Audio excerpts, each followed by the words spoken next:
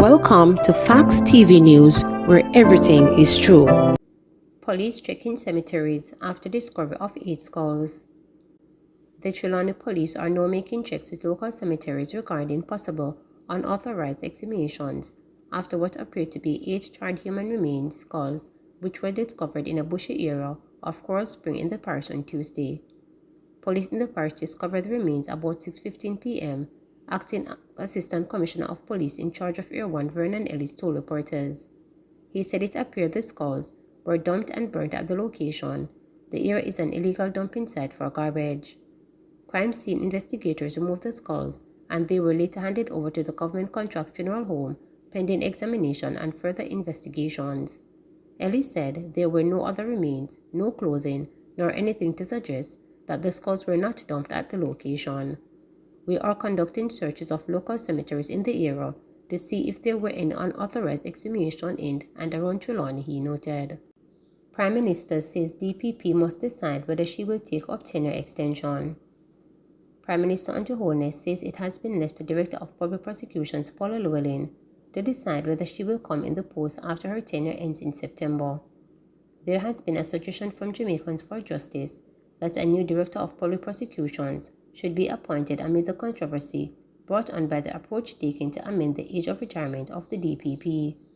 Mr. Holness responded Thursday at a quarterly press conference, noting, "I think it really depends on the DPP. She has an option if she wants."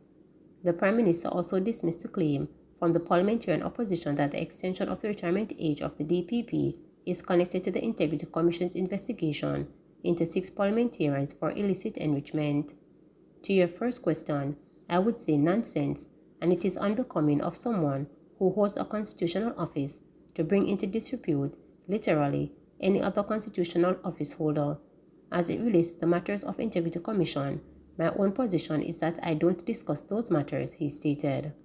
Search on for hotel worker accused of raping American visitor. The Area 2 police have launched a search for a hotel employee accused of raping an American visitor. The incident happened on Wednesday in St. Mary, sometime after 6 a.m.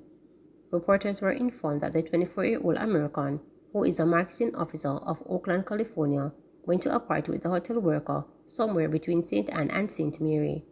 It is alleged that while returning from the party, the suspect had sexual intercourse with her against her will inside his car. The American was taken to the hospital, where she was medically examined. A senior investigator told reporters that the cops have been searching for the hotel employee, but he remains at large. Trial postponement for man caught with card machine. The trial for a Kingston resident who was allegedly found in unlawful possession of a card machine failed to get underway in the St. James Parish Court on Wednesday. The man has been identified as Dimitri French. According to the prosecution, on June 28, security personnel at a hostel in Rose Hall, St. James, reportedly spotted French on the property and called the police after discovering he was not a guest there. A black knapsack French had in his possession was reportedly found in containment of a card machine he couldn't properly account for. He was subsequently charged with unlawful possession of property and criminal trespassing. The prosecution said that despite the fact that the court had previously been told that no further statements were required, they are awaiting 2 statements. Additionally, French has not yet settled his legal representation. He told the court that his lawyer was attorney at law Chuma Paris, but the record does not show that Paris officially appeared for the accused man. French was then asked if he wanted the court to assign him a lawyer, but he refused, stating that he would hire his own. A new hearing date was then set for August 23rd, and French was remanded in police custody. No one had come forward to bail him. On July 14, his bail was set at $200,000. Westmoreland police pledged to tackle the issue of stray animals causing crashes. The Westmoreland police are pledging to tackle the string of collisions with stray animals. Several people have lost their lives in recent weeks due to the collision with cows. The latest is 22-year-old Christopher Samuels, who died Tuesday night after a cow strayed into the part of the vehicle in which he was a passenger along the Bay Main Road in Little London. Deputy Superintendent Adrian Hamilton, in charge of the operations in Westmoreland Police Division, said the police will be engaging animal owners and pulling out all stops to deal with the problem. Owners of these animals need to take the requisite responsibility to ensure that the animals are properly, safely protected from the roadway whether they want to use pens, rope. But at the end of the day, we don't want any innocent road users to be victims of this situation. So we are calling upon these owners, and we are concerned as a police department. Citizens in the area are seriously concerned as well because this is a threat to life, said DSP Hamilton. On Sunday, June 30, 21-year-old police constable Tajay Ebanks died as a result of injuries he sustained when his service motorcycle collided with a stray cow. Farm workers leave for Canada. 42 farm workers left the island for Canada to take up employment opportunities in Ontario and Nova Scotia. The customary send-off ceremony was held for the workers at the Ministry of Labour and Social Security Overseas Employment Services Centre, downtown Kingston. Portfolio Minister Pernell Charles Jr. reminded the workers that they are ambassadors of the country when they go overseas. Sometimes we have our farm workers go to Canada or to the United States. Anybody you interact with, anybody who has been to Jamaica and speak to you will say to themselves, this is what Jamaica is, this is how Jamaicans are, and they will decide how they feel about the country based on what they see in you, Charles Jr. said. If you work hard and you do well, you go up there and you remember what our granny and our mothers taught us, then they will say to themselves, Jamaica is a place I want to get more workers from, he added. Charles Jr. also warned the workers not to go to Canada with the wrong focus, as they will not be good ambassadors. I want to implore you all to be good ambassadors for your country, for your community, and for yourself, and I want to wish you all the best, he said. He also informed that the ministry has provided the workers with a document informing them of their rights.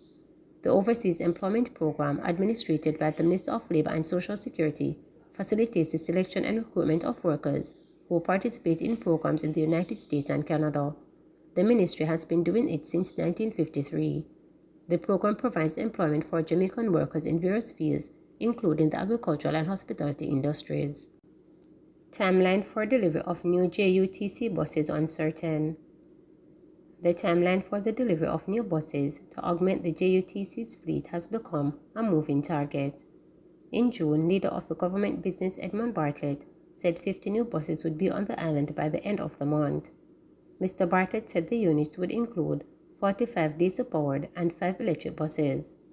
During a post-cabinet briefing on July 5th, Transport Minister Darrell Voss said the buses would arrive on the island at the end of that week. Now with the start of the new school year only a month away, it seems uncertainty still surrounds the delivery of the new buses. Speaking at the Prime Minister's quarterly media briefing on Thursday, Finance Minister Dr. Nigel Clark, though unable to give a specific time frame for the delivery of the new units, said the government could be buying more compressed natural gas (CNG) buses than initially planned. The buses that are to arrive in this fiscal year will shortly be here, as I would have announced or would have reminded the country in a budget presentation. We have 50 plus 25. We are making plans for buses to arrive in the next fiscal year and the fiscal year after that. We had initially spoken about 200 electric buses, however, the compressed natural gas buses that we have, the performance has been excellent, and there are discussions as to whether we could accelerate the arrival of the new 100 by expanding the compressed natural gas program. That is not yet decided on, Dr. Clark acknowledged. Please remember to subscribe, like, share, and click the notification